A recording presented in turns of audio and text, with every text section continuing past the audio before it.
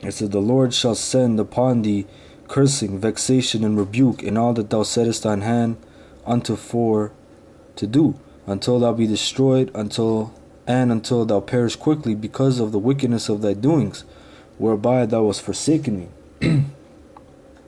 The Lord shall make the pestilence cleave unto thee, until he have consumed thee from off the land, whither thou goest to possess it. The Lord shall smite thee with a consumption, and with a fever, and with an inflammation, and with an extreme burning, and with the sword, and with blasting, and with mildew, and they shall perish until thou, and they shall pursue thee until thou perish. And let's go to verse 61 to 62. Also, every sickness and every plague which is not written in the book of this law, them will the Lord bring upon thee until thou be destroyed, like smallpox. All these different diseases, man. There's a lot of diseases, man. Measles, the common cold, the fever, alright? And ye shall be left few in number, whereas you are as the stars of heaven for multitude, because thou wouldest not obey the voice of the Lord thy power. We just read half Cherokees, 50% of the Cherokees' numbers gone. Whole tribes totally destroyed, man. Alright. Now let's go to page 90 in the same book, American Indian. Okay. And it says, page 90, the irony of the situation was that the United States, though moving rapidly in 1789 toward a policy of peace and absorption, found it necessary to wage a 5-year Indian war, for which she had not the slightest desire. The Indians by 1789 were actively resisting the American advance. They did not want to yield any land beyond the Ohio, either by war or purchase, and America would have to wage a successful campaign before she could put her desired policy into effect. General Hosea Harmer's defeat in 1790 made another campaign essential, and in 1791 St. Clair was sent into the Indian country.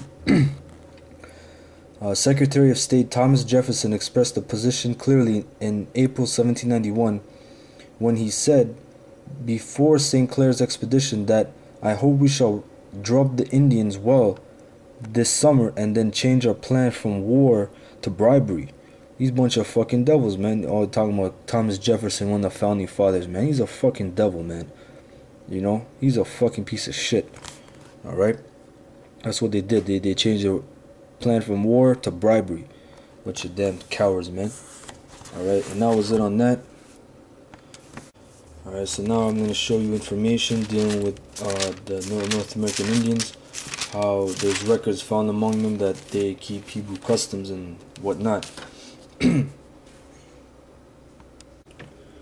Alright, so let's go to Deuteronomy chapter 33, verse 20 to 21. And it says, And of Gad he said, Blessed be he that enlargeth Gad, he dwelleth. Yeah, so the Most High enlarged Gad, his land. Alright, if you look at Canada, North and USA, that's a big plot of land. He dwelleth as a lion. Alright, because he's like a warrior. He's fierce. You watch that movie Geronimo, man. That's a fierce warrior. He's all into warring, man. That's the spirit the Most High put in him. Like that game Lacrosse where they run for miles on miles, man. They run miles on miles, man. They're all built into war. They dwell as a lion. And a lion needs a lot of space, man. Alright, a lion dwells in the wilderness and needs a lot of space. You can't keep no Gad as reserve, man, reservation. It says, Blessed be he that enlargeth Gad, he dwelleth as a lion, and teareth the arm with the crown of the head. Alright, teareth the arm means they had a blood ceremony where two brothers would cut their hand and put it together. And that will mean that they're blood brothers for life. And the crown of the head is the crown that the chief wears, like this. This is a prime example. This is the crown of the head. Alright, only the chiefs could wear this.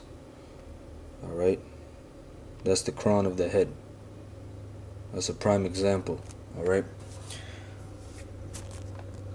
it says, And he provided the first part for himself, because there in a portion of the lawgiver was he seated. and he came with the heads of the people. He executed the justice of the Lord and his judgments with Israel. Alright, we're going to show you how Gad, North American Indians, exercised the justice of the Lord. Because they kept the laws. They were a portion of the lawgiver. Alright, let's go to the 10 tribes of Israel. Alright, we went to this book earlier. And let's go to page 14. There's going to be a couple pages we're going to hit up here.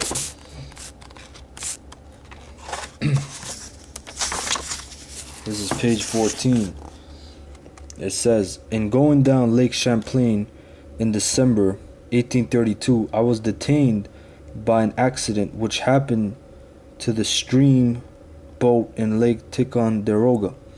There I discovered near a small village Hebrew letters on the rocks. At first I thought they were the marks of feet upon the rocks which Mr. Morse speaks of in his geography, but on reflection I saw that some were Hebrew sheens. They were large letters from 4 to 5 inches long and beautifully carved. He said, I did not count them, but presume to say that there were more than 100 near the outlet of Lake George. There are other inscriptions in Pennsylvania and the rocks on the route of the canal I have heard. This is page 15. It says, the following is from Alexander's Messenger, published many years ago in Philadelphia, Pennsylvania. A government officer stationed at Lake Superior at an early day before any white settlers had invaded that part of the country, after becoming acquainted with a number of Indian tribes, found one tribe in possession of copper tubes tightly soldered, and when asked what it contained, they said they were not able to tell, but they had received it from their ancestors a long time ago. The officer finally prevailed upon him to let him open the article, and when he did so, he found it filled with parchment with inscriptions that he could not read. But by sending the parchment to Washington City, where it was examined by competent Hebrew scholars, it was declared to be part of the 5 books of Moses. So they had the Torah among them, man. You know, what are Indians, Native Americans doing with the 5 books of Moses? They're keeping the laws of Moses. Alright, the Most High. Okay.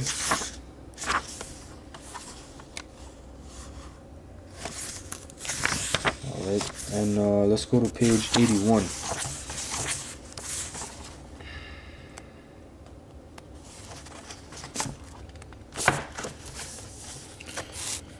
Okay, this is page 81.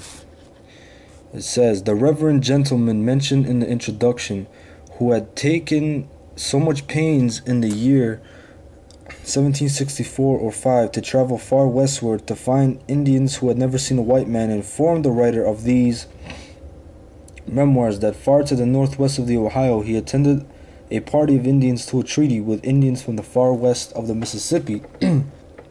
Here he found the people he was in search of. He conferred with their beloved men who had never seen a white man by the assistance of 3 grades of interpreters. The Indian informed him that one of their most ancient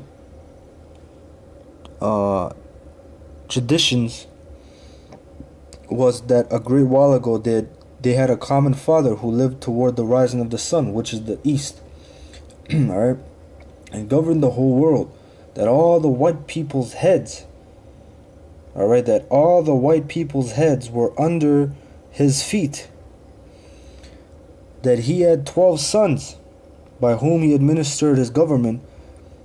There's 12 sons of Jacob, 12 tribes of Israel, that his authority was derived from the Great Spirit by virtue of some special gift from him, that the 12 sons behaved very bad and tyrannized over the people, abusing their power to a great degree, so as to offend the Great Spirit exceedingly. Thus he, being thus angry with them, suffered the white people to introduce spirituous liquors among them, made them drunk, stole the special gift of the Spirit among them, and by this means usurped the power over them. And ever since, the Indians' heads were under the white people's feet. But they also had a tradition that the time would come when the Indians would regain the gift of the Great Spirit from the white people, and with it their ancient power, when the white people's heads would again be under the Indians' feet. Alright? That's some information, man. That's some good information for your ass, man. What do you clowns have to say after that, man? Where's some traditions of Aborigines in Australia talking about that? Alright, you damn idiots, man. You guys fabricating bullshit, man. You guys fabricate lies, man. You guys are, like Job said, you guys are forges of lies, man. That applies to Esau, but that applies to our people too, man. Our people are all fucking bugged out, man. Alright? I'm gonna show a clip from the movie Cat Below, and it's gonna show you a scene where it tells you that the Gad is an Israelite. Alright?